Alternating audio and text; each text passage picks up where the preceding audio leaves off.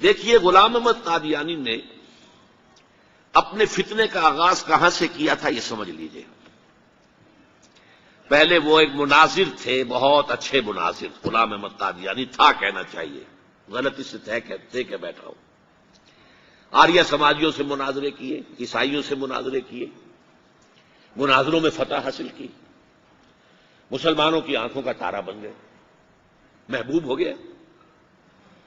اس کے بعد اس نے ایک فتنہ چھوڑا، ایک شوشہ چھوڑا، نبوت اور وحی تو رحمت ہے، رحمت کیسے بند ہو سکتی ہے؟ وحی تو انسانوں کی ہدایت کے لیے ہے، انسان ختم نہیں ہوئے وحی کیسے ختم ہو جائے گی؟ دیکھیے بظاہر یہاں دلیل ہے، اٹ اپیئرس کنونسنگ، بات سمجھ میں آتی ہے، یہیں سے یہ حل مل جائے گا آپ کو۔ کیا وجہ ہے کہ بڑے بڑے اعلیٰ تعلیم یافتہ لوگ جو ہیں اس کا شکار بن گئے؟ دنیا میں ایک ہی مسلمان نام کا سائنسدان جو ہے وہ آیا ہے ٹاپ پر، وہ قادیانی۔ ایک ہی مسلمانوں کا نام رکھنے والا جو ہے وہ international court of justice Hague کا جو ہے جج بنا ہے، وہ کون؟ قادیانی۔ ڈاکٹرز قادیانی، انجینئرز قادیانی، بڑے بڑے۔ یہ کیوں؟ یہ بات ایسی تھی کہ جو بظاہر دل کو اپیل کرتی ہے کہ جب حضرت آدم سے کہا تھا اما یاتینکم منی ھدی فمن تبع ھدای فلا خوف علیہم ولا هم یحزنون، انسانوں کی ہدایت کے لیے وحی کا راستہ کھولا گیا، ابھی انسان ختم نہیں ہوئے، وحی کا کیسے دروازہ بند ہو جائے گا؟ اجرائے وحی کا پہلے شوشہ چھوڑا، اور جب وحی جاری ہے تو نبوت جاری ہے، لہذا پھر آخر میں آ کے نبوت کا دعویٰ کر دیا۔ اس نے ایک مسئلہ اور استعمال کیا، یہ اصل میں چالاک اور ہوشیار لوگوں کے معاملات ہوتے ہیں۔ عوام الناس کی نفسیات کو متاثر کرنے کے لیے ایک اور شوشہ چھوڑا۔ دیکھو یہ کیسے ہو سکتا ہے، ہمارے نبی حضرت محمد صلی اللہ علیہ وسلم وہ فوت بھی ہو گئے، دفن بھی ہو گئے، زیر زمین دفن ہے، اور عیسیٰ ابن مریم وہ آسمان پر اٹھا لیے گئے، وہ آسمان پر ہے، کیسے ہو سکتا؟ اب عام مسلمان کے لیے اس میں بھی ایک اپیل ہے کہ اس میں تو گویا کہ ثابت ہوا کہ حضرت عیسیٰ ابن مریم جو ہے وہ افضل ہو گئے محمد سے صلی اللہ علیہ وسلم۔ یہ ہیں وہ چیزیں کہ جن سے حالانکہ افضلیت کا اس سے کوئی تعلق نہیں۔ اصحاب کہف اگر 300 برس تک سوتے رہے تو اس میں کون سی افضلیت ہو گئی؟ کوئی افضلیت کا سوال نہیں۔ اس اعتبار سے حضرت عزیر کو اگر 100 برس تک مردہ رکھ کر اللہ نے دوبارہ زندہ کر دیا، کون سی افضلیت اس میں ہو جائے گی؟ اللہ کی قدرت ہے، اللہ کر سکتا۔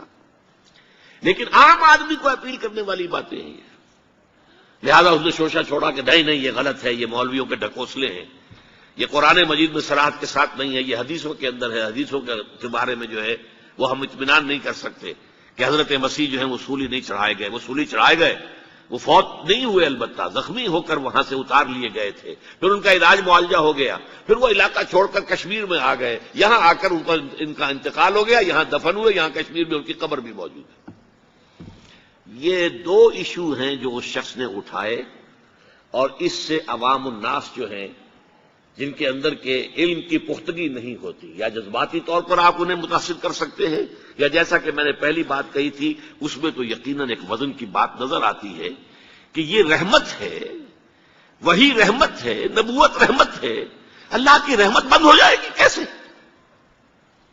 اب اس کا جواب ہے یہاں۔ میں نے اس قادیانی سے کہا کہ مجھے یہ بتاؤ کہ کیا تم یہ مانتے ہو کہ اللہ کی ہدایت قرآن میں کامل ہو گئی؟ انہوں نے کہا ہاں ہم مانتے ہیں، ہدایت کامل ہو گئی۔ میں نے کہا کیا تم یہ مانتے ہو کہ قرآن محفوظ ہے، اس میں تحریف نہیں ہوئی؟ کیا ہم مانتے ہیں قرآن محفوظ ہے، اس میں تحریف نہیں ہوئی؟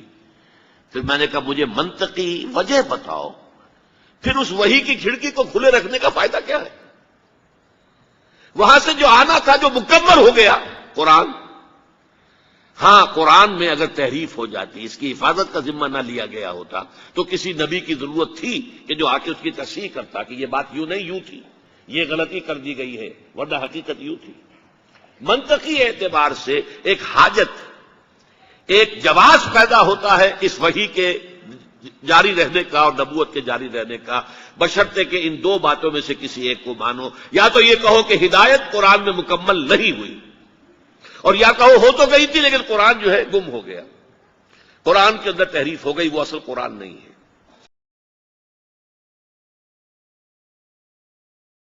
اسی زمانے میں ایک واقعہ یہ ہوا تھا، غلام احمد قادیانی نے ایک دعوتی خط لکھا کابل کے حکمران. اب میں بھول رہا ہوں کہ وہ امیر دوست محمد خان تھے یا امیر عبد الرحمان خان تھے، ان دونوں میں سے کسی کے سامنے وہ خط پہنچا.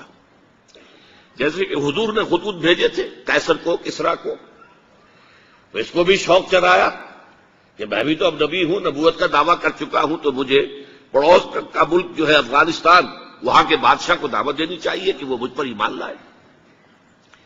جب وہ خط وہاں پہنچا ہے تو امیر کابل نے اسی خط پہ 2 الفاظ لکھ دیے اور واپس کر دیا.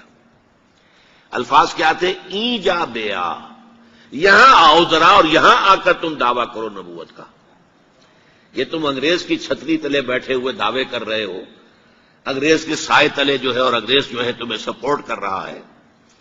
تم نے جہاد کو جو ہے ختم کر دیا، دین کے لیے حرام ہے اب دوستو قتال، حرمت قتال. انگریز کو اور کیا چاہیے تھا؟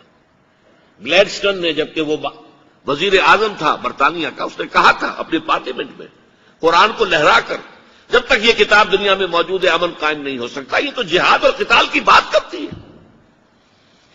تو ان کو اور کیا چاہیے تھا کہ اگر کوئی اس قتال کو ختم کر دے، منسوخ کر دے، اور مسلمانوں میں سے جذبہ جہاد اور قتال فی سبیل اللہ کو نکال دے، تو اس سے بڑی اور کیا خدمت ہوگی. لیکن یہ کہ اگر تمہیں یہ دعوت دینی ہے تو ذرا یہاں آؤ، ای جا بے آ، یہاں آ کے یہ دعوت دو مجھے، تاکہ تمہارے 14 طبق روشن ہو، تمہیں معلوم ہو کہ اس دعویٰ کرنے کا مطلب کیا ہے.